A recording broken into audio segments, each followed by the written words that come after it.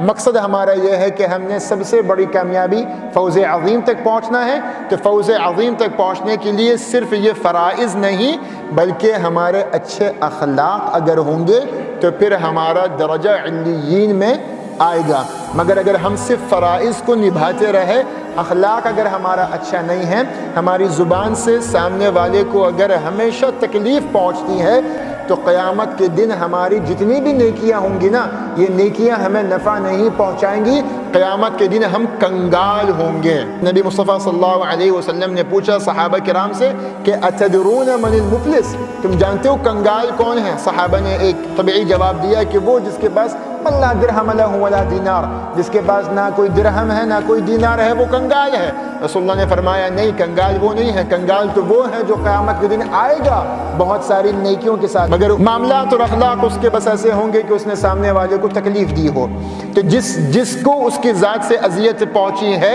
یہ جو نیک بندہ بہت ساری نیکیاں لے کے آیا ہے، اس کی ساری نیکیاں اٹھا کے اس کے اکاؤنٹ میں ڈال دی جائیں گی جس کو اس نے تکلیف پہنچائی ہے، اور جب اس کے پاس نیکیاں نہیں رہیں گی تو اس کے سارے گناہ اس کے حصے میں ڈال دیے جائیں گے، تو گویا یہ کنگال ہو گیا۔